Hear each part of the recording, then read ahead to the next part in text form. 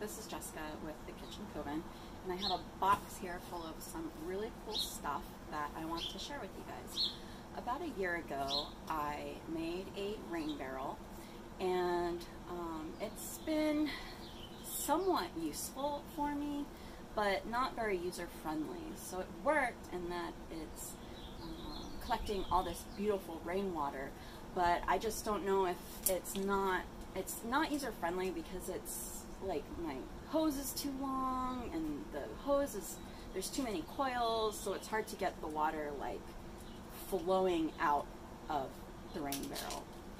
So the interesting thing with rain barrels is that they're not pressured systems. You are either using just gravity or zero gravity to move the water.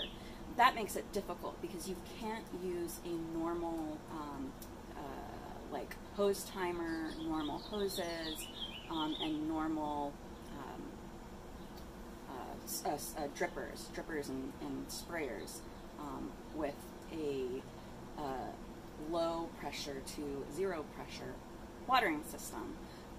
So I did a lot of research on how to get the water pumping out of the rain barrel. And it's quite difficult because I don't have an electrical outlet outside in my garden. So I really needed something that was either battery powered or solar powered. And I came across a few pretty cool solar powered pumps that would pump the water out and into the sprinkler or dripper system that you would like to create. However, the reviews on those weren't very good. So I just wonder if, you know, the science just isn't there yet to create like a vertical solar powered pump for rain barrels. So I did some more research, and I came across this company called Blue Barrel Store, and I believe it's called bluebarrelstore.com, and they specialize in systems that harvest rainwater, and so I found some pretty cool stuff. I got this tank gauge, which will help me monitor my rainwater, the level of water in my tank. So that should be fun to install. And then I have got this low pressure tap timer.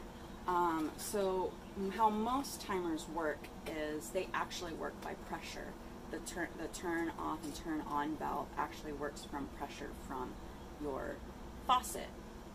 When you have a rain barrel and you have low to no pressure, the on and off switch doesn't work as well. So you have to buy something that is made specifically for low to no pressure systems. I thought this was for zero pressure, but this says 5 to 125 psi, so we'll give it a go. It does run on batteries. It runs on 2 AA batteries, and I have those batteries in here right now. So this will be nice because I can time when my water flows out of my rain barrel to water the plants. I'll probably do 1 hour for once a day, probably. I've got a 1-inch tip, so I can install my tank gauge. And then what's interesting as well with rain barrels is that because you're getting rainwater from, you know, probably like your roof, off of your gutters, there's going to be lots of rain and sediment in there. So you do want to make sure that you have a filter. These filters, again, are made specifically for rain barrels. They're made for no pressure, low pressure water systems. And the filter in here is pretty cool. It's actually a 100 micron filter. And these are replaceable for for about $8.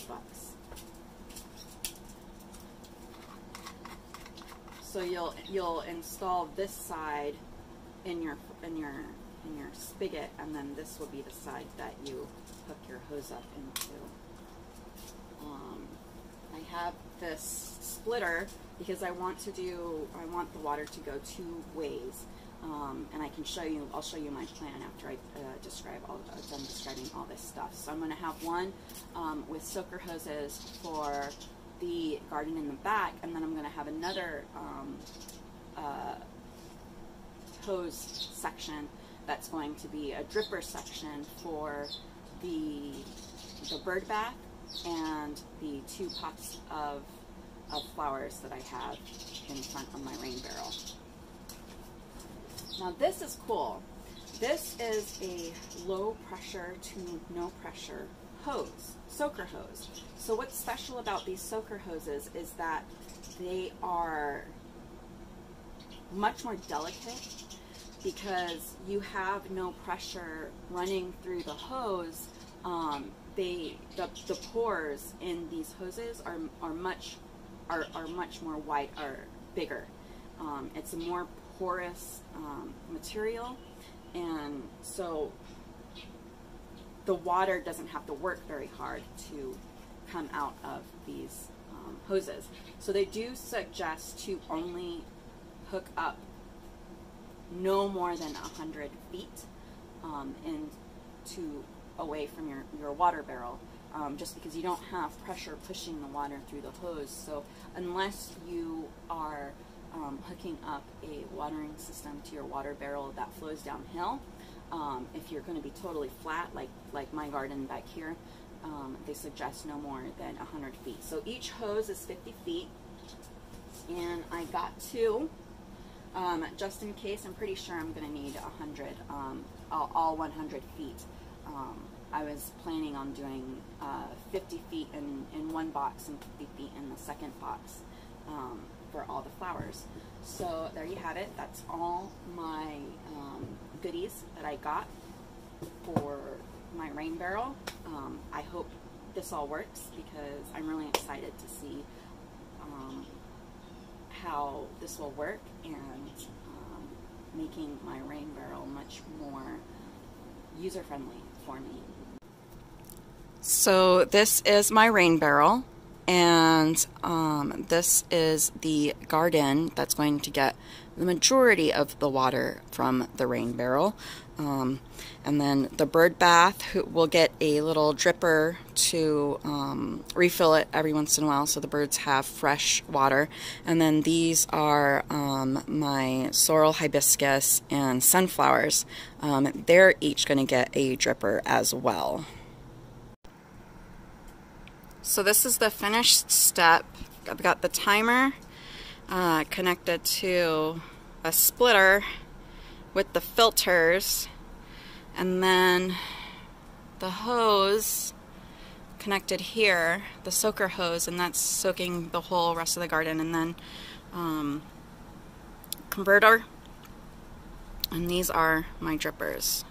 One into the bird bath, down to my roselle, hibiscus, and sunflowers.